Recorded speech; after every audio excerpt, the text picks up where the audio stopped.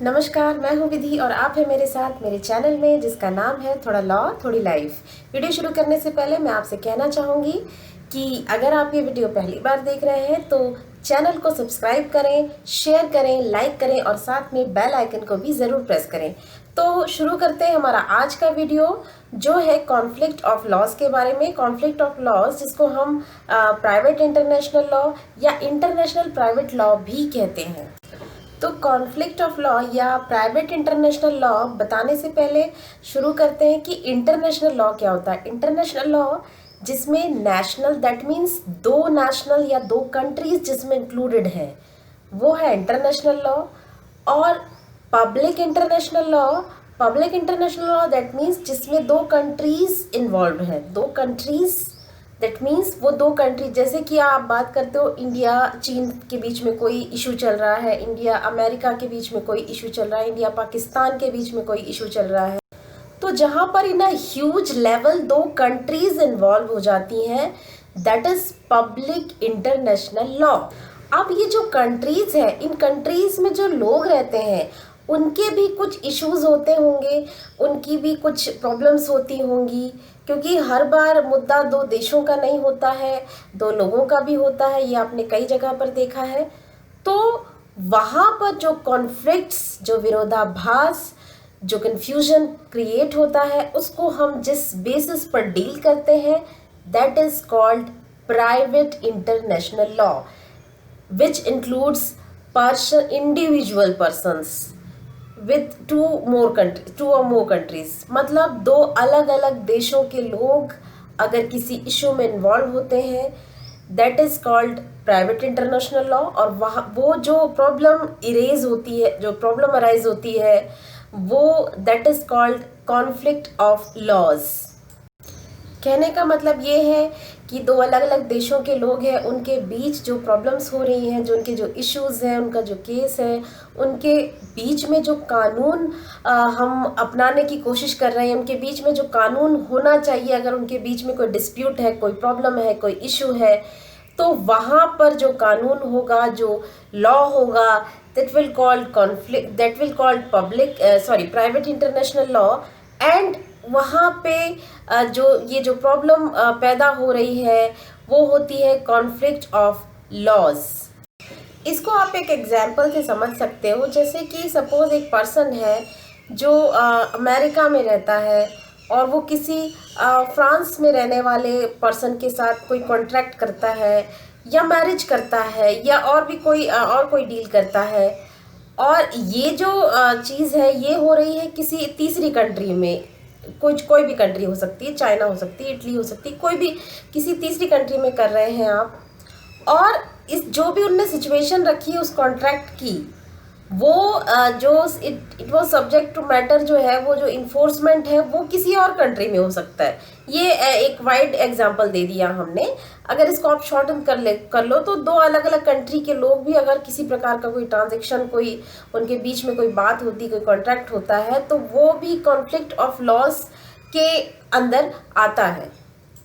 अब हमें इस कॉन्फ्लिक्ट ऑफ लॉज की ज़रूरत क्यों होती है, क्यों हमें इसका काम पड़ता है। तो हमारे जो सूट्स हैं, हमारे जो जितनी भी चीज़ें हैं जो फॉरेन लॉज से या फॉरेन कंट्रीज से कनेक्ट कर रही हैं, उसके लिए हमें इस लॉ की इस फील्ड की ज़रूरत पड़ती है। जैसे कि ऐसे बहुत सारे इश्यूज हो सकते हैं, जैसे कि डाइवोर्स पिटिशन हो सकती है, सक्सेशन का कोई इशू हो सकता है, कस्टडी ऑफ चिल्ड्रन हो सकता है, किसी जो प्रोडक्ट है, कोई गुड्स डिलीवरी का कोई इशू हो सकता है, question of validity of marriage हो सकता है। ऐसे बहुत सारे इश्यूज हो सकते हैं जहां पर हमें ये कॉन्फ्लिक्ट ऑफ लॉज या प्राइवेट इंटरनेशनल लॉ की ज़रूरत पड़ती है। अब इसमें जो बेसिक कंटेंट या कॉन्सेप्ट आप कह सकते हो जो काम करते हैं, पहला है recognition and enforcement of foreign judgements. That means कि अगर किसी तरह का कोई इशू आया तो हम किसी फॉरेन जजमेंट को रिकॉग्निशन देंगे या नहीं देंगे, उसका इन्फोर्समेंट कराएंगे या नहीं कराएंगे, ये एक इशू होता है। जो कॉन्फ्लिक्ट्स ऑफ लॉज या प्राइवेट इंटरनेशनल लॉ में हमारे डील करने के लिए हमारा ये पहला जो कंटेंट है, पहला जो कॉन्सेप्ट है वो ये होता है कि जो फॉरेन जजमेंट है कोई, उसका रिकॉग्निशन होगा या नहीं, उसको मान्यता मिलेगी या नहीं, और अगर उसको मान्यता मिल जाती है तो उसका इन्फोर्समेंट होगा या इन्फोर्समेंट नहीं होगा, या होगा तो किस तरह से होगा। ये सारी चीज़ें इस पार्ट में आती हैं। Second one is establish jurisdiction. अब ज्यूरिडिक्शन की बात आती है कि भाई अब हमने ये डिसाइड कर लिया रिकॉग्निशन और उसके, तो अब उसके बाद हमारे पास क्या, कौन सा ज्यूरिडिक्शन ऐसा होगा, कौन सा कोर्ट ऐसा होगा जहाँ पर हम इसको सुनेंगे, या किस तरह की हम सिचुएशन में क्या कोई फोरम बनेगा, या जो भी सिचुएशंस होंगी, वो सेकंड पार्ट उसका ये होता है। Next one and the important part is choice of law. मतलब कौन सा लॉ जो है हम पार्टीज का राइट जो है वो डिसाइड करने के लिए उसको एप्लीकेबल करेंगे, कौन सा लॉ अप्लाई होगा। और यहाँ पर दो चीज़ें हमें ध्यान रखनी पड़ती हैं, that is natural justice and just fair and reasonable. ये जो कि हमें हर डिसीजन में, हर उसमें जिसको ध्यान में रखा जाता है, that is also a specific part of this. तो choice of law is a very important part regarding private international law और conflicts of laws. अब यहाँ पर दो मैगजिम्स भी काम करती हैं, that is lex causae and lex fori. So lex causae जो है that means law of the cause.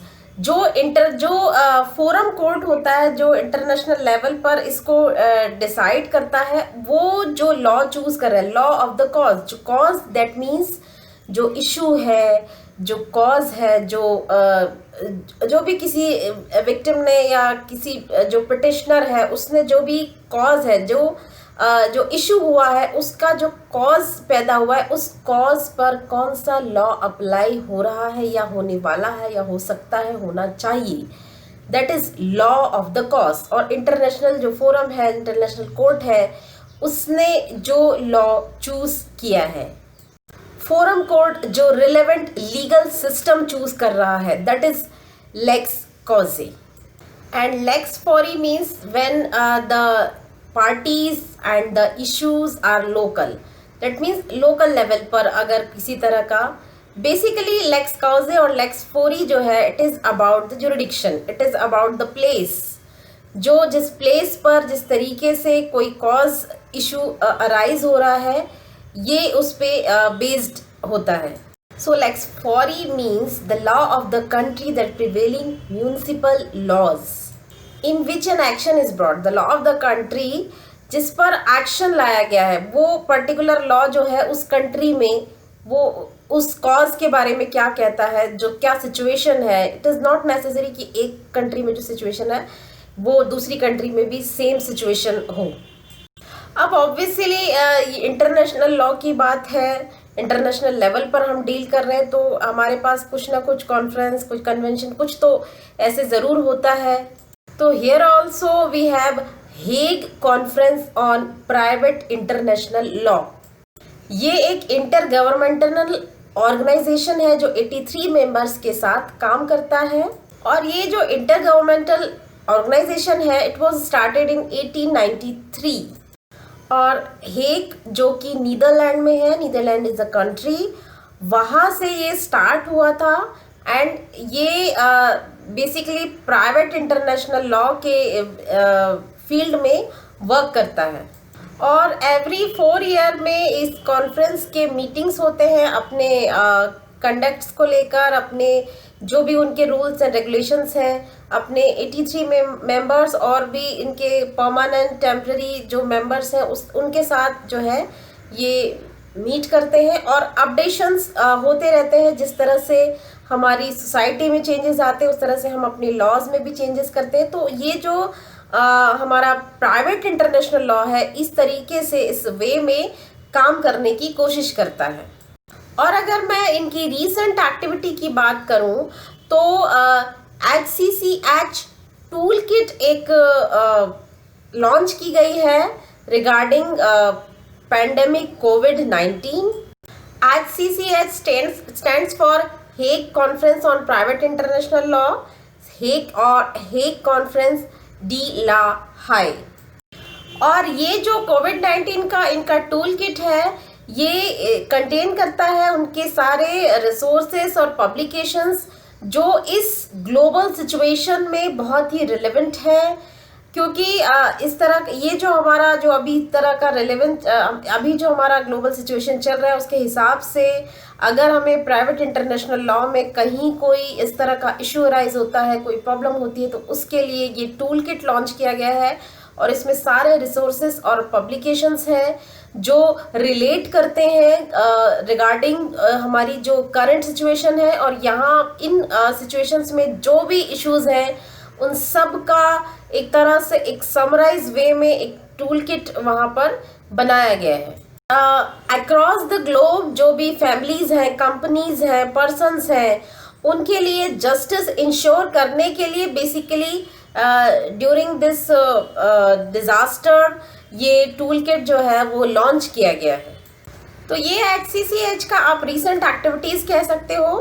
तो ये हमारा प्राइवेट इंटरनेशनल लॉ या कॉन्फ्लिक्ट्स ऑफ लॉ या इंटरनेशनल प्राइवेट लॉ पर एक छोटा सा इंट्रोडक्शन था बेसिक।